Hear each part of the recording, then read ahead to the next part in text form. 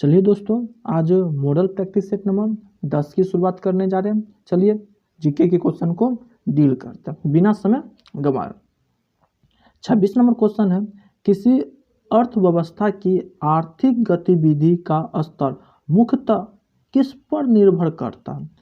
आर्थिक गतिविधि का मुख्यतः निर्भर किस पर करता है? तो समस्त मांग पर। जितना मांग जो होता ना, डिपेंड जो होता, तो अर्थव्यवस्था में समस्त मांग पर डिपेंड करता है। तो इसका सही आंसर की बात करते हैं बी नंबर हो जाएगा। क्या हो जाएगा? बी नंबर हो जाएगा। तो 26 नंबर क्वेश्चन की बात करें, इसका संबंध इकोनॉमिक्स के सवाल से है, तो इसका सही आंसर हो जाएगा बी नंबर। ठीक ना? तो याद रखिएगा बी नंबर। चलिए अगले प्रश्न की ओर बढ़ते हैं। कहा जा रहा है, संविधान के किस भाग में भारतीय संविधान के लक्ष्य समाविष्ट किए गए थे? अगर आप संविधान के अध्ययन कीजिएगा तो संविधान में प्रस्तावना है।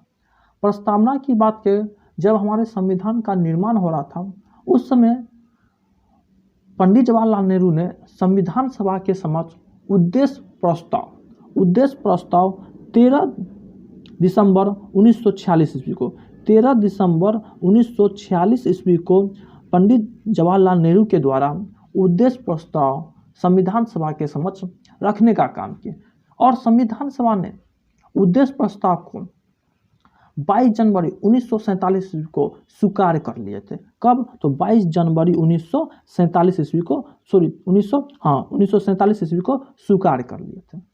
और इसी प्रस्तावना में ही, प्रस्तावना को पहले उद्देशिका के नाम से जाना जाता है, यही उद्देशिका बाद में जाकर प्रस्तावना बना।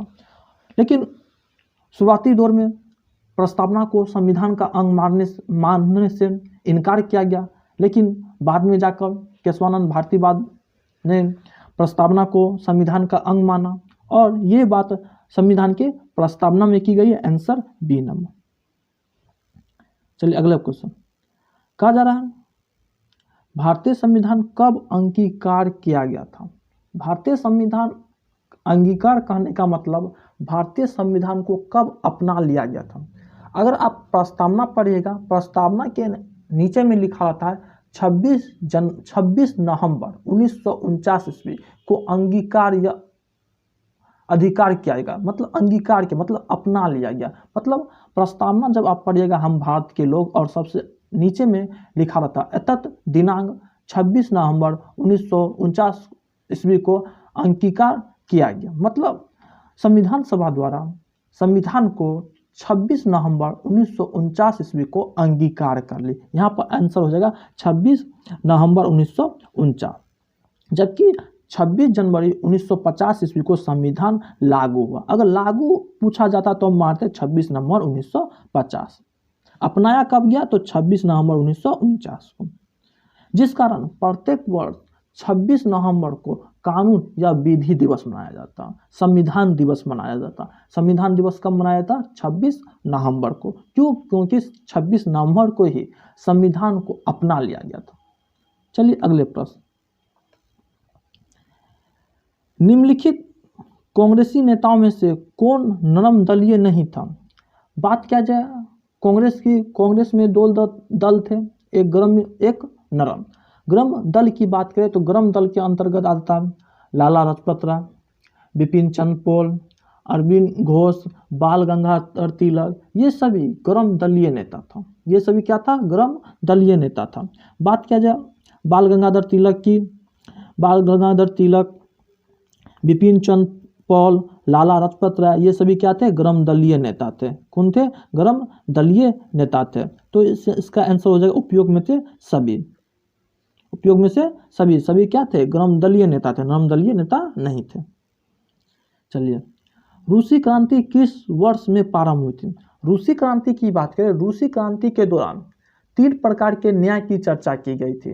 रूसी क्रांति के दौरान ये नारा लगाया गया था, सामाजिक न्याय, आर्थिक न्याय और राजनीतिक न्याय की चर्चा पहली बार रूसी क्रांति में देखने को मिला। और रूसी क्रांति से प्रभावित होकर संविधान सभा ने 3 प्रकार के न्याय संविधान के प्रस्तावना में जोड़ने का काम किया है। भारत के प्रस्तावना को पढ़िएगा तो भारत के प्रस्तावना में 3 प्रकार के न्याय की चर्चा की गई है, सामाजिक न्याय, आर्थिक न्याय और राजनीतिक न्याय। तो 3 प्रकार के न्याय की चर्चा भारतीय संविधान के प्रस्तावना में देखने को मिलता है। और ये 3 प्रकार के न्याय जो भारतीय संविधान की प्रस्तावना में ली गई है तो कहाँ से अपनाए गए हैं, तो रूसी क्रांति से। रूसी क्रांति कब हुआ था? 1917 ईस्वी में। रूसी क्रांति कब हुआ था? 1917 ईस्वी में। तो आंसर हो जाएगा सी नंबर। ध्यान दीजिएगा, रूसी क्रांति के ही दौरान रूस में जार के शासक को समाप्त कर दिया गया और वहां पर समाजवादी सरकार की स्थापना की। चलिए अगले प्रश्न, समाचार पत्रों को लोकतंत्र की बाइबिल किसने कहा था? समाचार पत्र की बात करें तो भारत में सर्वप्रथम समाचार पत्र की शुरुआत 1780 ईस्वी में जेम्स हिक्की के द्वारा किया गया था और बंगाल गजट नामक पत्रिका का प्रकाशन भारत में सर्वप्रथम किया गया था। उसी में समाचार पत्रों को लोकतंत्र की बाइबिल किसने कहा था? तो Walter Lipman. Answer D number, याद रखिए, अच्छा क्वेश्चन है। अगला है सोबरनेटी शब्द सुपर एनएस से लिया गया जो है, ये एक लैटिन शब्द है। कौन सा शब्द है? ये एक लैटिन से। Answer B. कहा गया है विषाणु के कारण उत्पन्न होने वाले रोग। विषाणु की बात करें तो विषाणु की खोज इवान बोस्की के द्वारा किया गया था। विषाणु एक सूक्ष्म जीव है। विषाणु की खोज इवान बोस्की के द्वारा किया गया था। कुछ वैज्ञानिक विषाणु को सजीव मानते हैं, कुछ विषाणु को निर्जीव भी मानते हैं। तो विषाणु की खोज सर्वप्रथम इवान बोस्की ने किया था और वो भी तंबाकू के पत्ते पर सर्वप्रथम विषाणु का खोज करने में सफलता प्राप्त इवान बोस्की को लगा।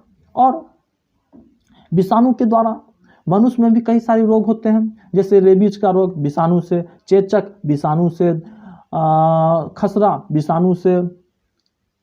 तो इन तभी जो रोग है वायरस के कारण होता है, अर्थात विषाणु के कारण होता है। तो देखिए ए नंबर में कह रहा है खसरा।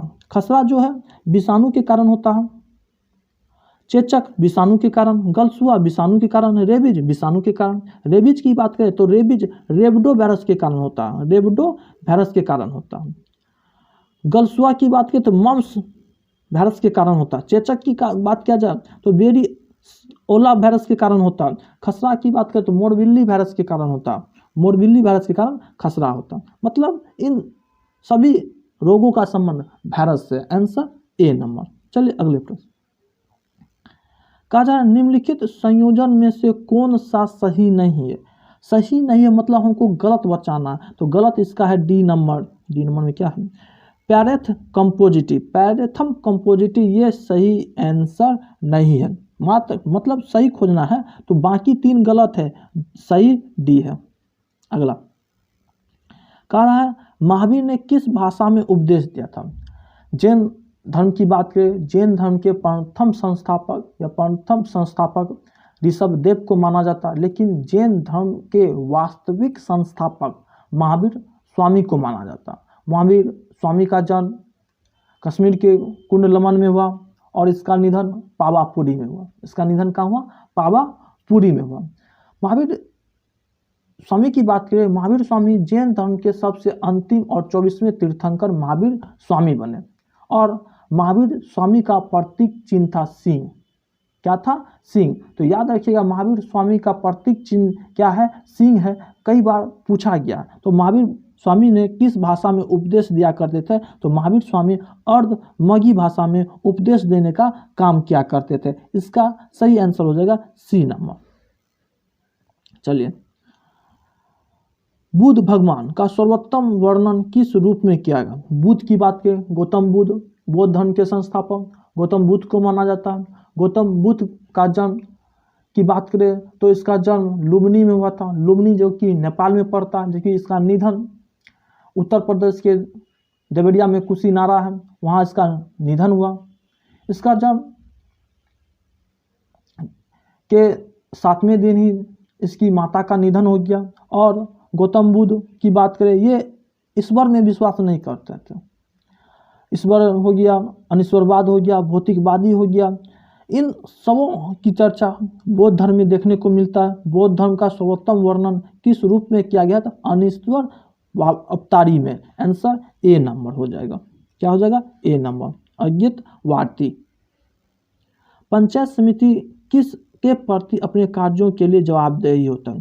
पंचायत समिति की बात करें तो भारतीय संविधान की बात करें भाग 4 पढ़िएगा तो भाग 4 में राज्य के नीति निर्देशक तत्व की चर्चा की है और राज्य के नीति निर्देशक तत्व के अंतर्गत अनुच्छेद 36 से 51 तक राज्य के नीति निर्देशक सिद्धांत के विषय में पढ़ने को मिलता है। उसी में एक अनुच्छेद 40 से ही पंचायती राज के विषय में, ग्राम पंचायत के विषय में जानकारी मिलती है और पंचायत समिति अपने कार्यों के प्रति किसके लिए जवाबदेही होता है तो जिला परिषद के लिए। आंसर क्या हो जाएगा? D number. ठीक ना, चलिए बढ़ते अगले पर। अगला प्रश्न है कि प्रसारण सामग्रियों के विनिर्माण में प्रयुक्त होने वाले एक चर्बी युक्त पदार्थ लेनोलिन किससे प्राप्त होता है? चर्बी युक्त मतलब वसा की बात कर रहा है। वसा सबसे ज़्यादा किस में प्राप्त होता है ये बताना। तो भेड़ में सबसे ज़्यादा वसी पदार्थ होता है, तो भेड़ में सबसे ज़्यादा प्राप्त होता है। आंसर हो जाएगा भेड़। Answer B number. अगले प्रश्न है अन्य आर्थिक जोन की विधि किससे संबंधित है? अन्य आर्थिक जोन की किससे संबंधित है तो मछली पालन से। विशेष कहा जा रहा है कौन सी वायुमंडलीय परत पराबैंगनी विकिरण को बृहत मात्रा के वेधन को रोकती है? देखिए, सूर्य से एक हानिकारक किरण पराबैंगनी किरण आती है, उस किरण से हम लोग को रक्षा करने का काम ओजोन परत करती है। ओजोन लेयर इस घातक किरण से हम पृथ्वी पर जो भी मानव स्थित है उसको बचाने का काम करती है। क्यों बचाने का काम करती है? तो उस किरण से नहीं बचाया जाए तो जितने भी समस्त जीव है पृथ्वी पर उसे एक भयंकर बीमारी से ग्रसित होना होगा, उसे कहते हैं कैंसर। जब कैंसर का शिकार होना होगा तो पराबैंगनी किरण जो पृथ्वी पर आती है उसको आने से रोकने का काम ओजोन परत करती है। तो कहता बृहत मात्रा में वेधन को रोकती कौन है तो ओजोन मंडल। कौन सा मंडल? ओजोन मंडल। तो यहाँ पे आंसर हो जाएगा ओजोन मंडल। ठीक ना, लेकिन ओजोन मंडल ओजोन परत की बात करें तो ओजोन परत को रोकने के लिए प्रत्येक वर्ष 16 सितंबर को ओजोन परत संरक्षण दिवस मनाया जाता है। यानी 16 सितंबर 1987 ईस्वी में कनाडा के मॉन्ट्रियल प्रोटोकॉल में ओजोन परत संरक्षण पर हस्ताक्षर किया गया, जिस कारण प्रत्येक वर्ष ओजोन परत संरक्षण दिवस 16 सितंबर से मनाया जाता है। लेकिन ओजोन परत को मापने की इकाई है डॉप्सन। मापने की इकाई क्या है? डॉप्सन। जितना भी हम फैक्ट बता रहे हैं उन फैक्टों को आपको खाली सुनते जाना है, रिकॉल करते जाना। फैक्ट जितना बता रहे हैं उससे भी आपसे क्वेश्चन, जितना भी हम फैक्ट बता रहे हैं इस सेट हो गया और जितना भी फैक्ट एक्स्ट्रा बक रहे हैं उसको जोड़ लीजिएगा, यहीं से आपको क्वेश्चन परीक्षा में रहेगा, इससे ज़्यादा नहीं जाएगा। इसमें हाई लेवल का देल है, टेंशन नहीं लेना। जीके है, थोड़ा बहुत वेरिएशन तो करेगा करेंट को लेकर। चलिए, निम्नलिखित में से कौन सी नदी पर बैंकॉक स्थित है? बैंकॉक की बात करें तो बैंकॉक कौन सी नदी पर स्थित है? छाओ जाओ फ्राया नदी पर। नाम भी ऐसा, काम भी वैसा। चलिए अगले पर। निम्नलिखित में से कौन सी एक सबसे आधुनिक सर्वेक्षण तकनीकी है? बात किया जाए निम्नलिखित में से कौन सी सबसे आधुनिक सर्वेक्षण तकनीकी है तो भौगोलिक सूचना प्रणाली GIS। Answer C number. अगला प्रश्न, प्रतिरक्षी परिजनों के साथ संयुक्त होते हैं, मतलब इसके साथ कौन संयुक्त होते हैं ये बताना है। तो ये परिवर्ती क्षेत्रों में, कौन सा क्षेत्र में? परिवर्ती क्षेत्रों में। आंसर हो जाएगा बी नंबर। ठीक ना, याद रखिएगा। अगला है गणित किसके सिद्धांत पर कार्य करता? गणित बर्नौली प्रमेय के सिद्धांत पर कार्य करता है। Answer C number. अगला है रेखिक स्पेक्ट्रम किसके द्वारा उत्पादित किया जाता है? मतलब रेखिक स्पेक्ट्रम किसके द्वारा स्थापित किया जाता है तो हाइड्रोजन परमाणु के द्वारा। Answer C number. अगला है जब कोई वस्तु सरल हार्मोनिक गति निष्पादित कर रही है और मध्य स्थिति से गुजरती है तो इसमें क्या होता है? तो इसमें अधिकतम गति ऊर्जा और न्यूनतम विभव ऊर्जा होती है। आंसर ए नंबर, ठीक ना, याद रखिएगा। अगला है प्रतिजैविक पेनिसिलिन किसके द्वारा खोजी गई। देखिए पेनिसिलिन की बात करें तो पेनिसिलिन का निर्माण कवक से होता है, कवक का ही भाग है, कवक से निर्मित होता है पेनिसिलिन। पेनिसिलिन की खोज 1928 ईस्वी में अलेक्जेंडर फ्लेमिंग के द्वारा किया गया। पेनिसिलिन की खोज अलेक्जेंडर फ्लेमिंग के द्वारा 1928 ईस्वी में की गई थी। इसका सही आंसर हो जाएगा सी नंबर।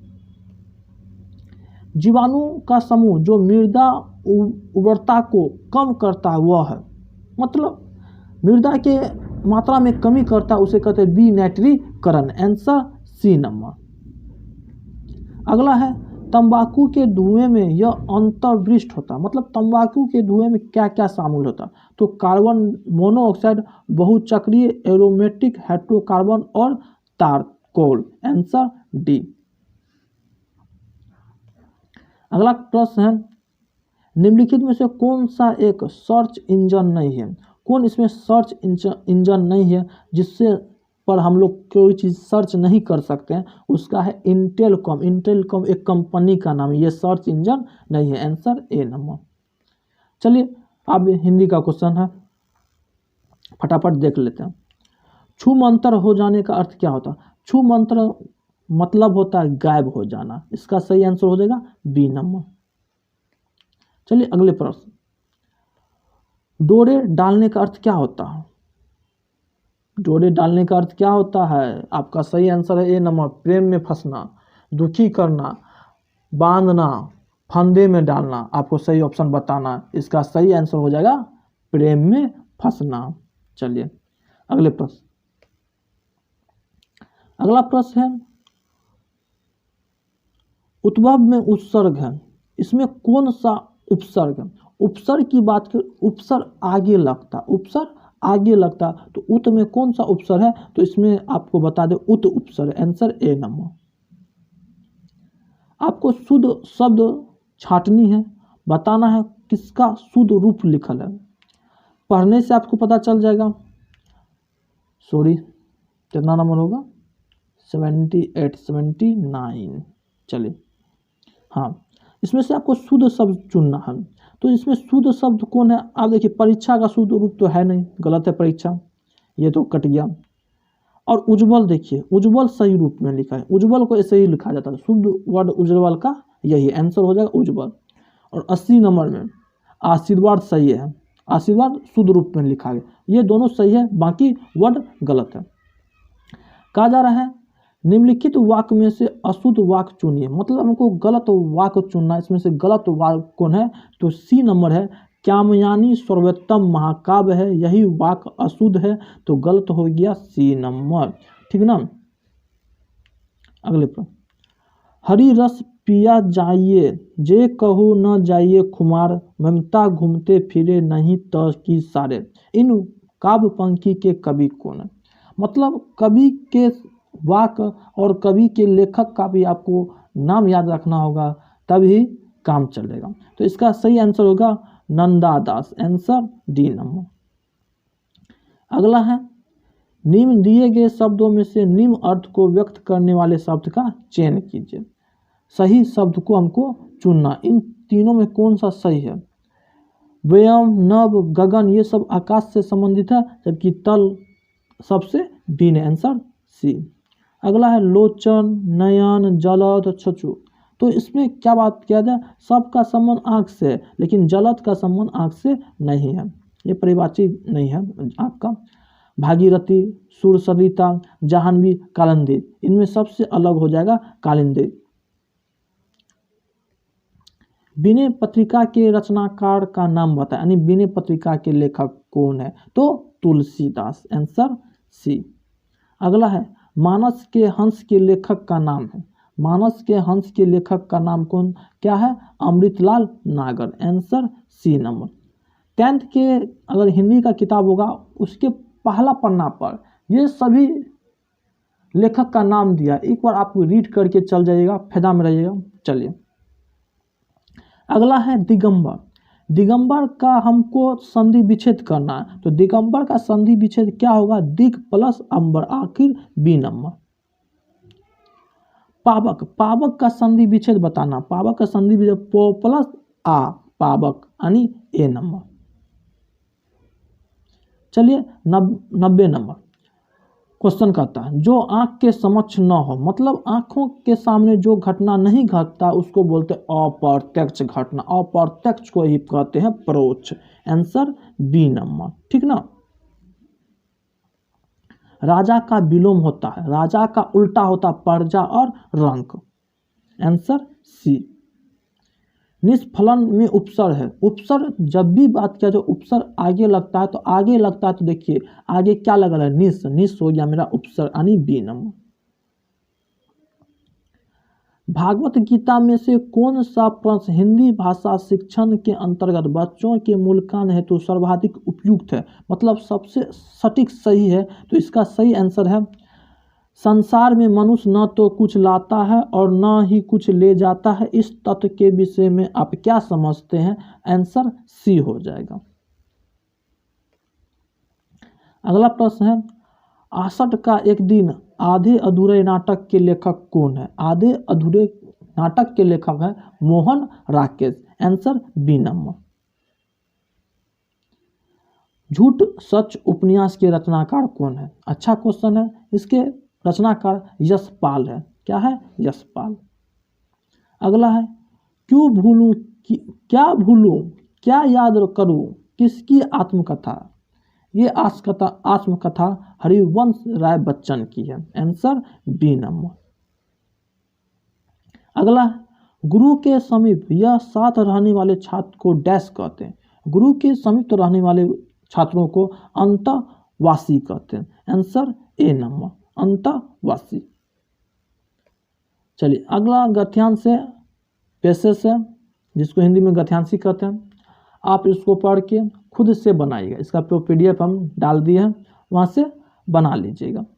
चलिए 10वां नंबर मॉडल प्रैक्टिस सेट था, मैंने करवा दिया।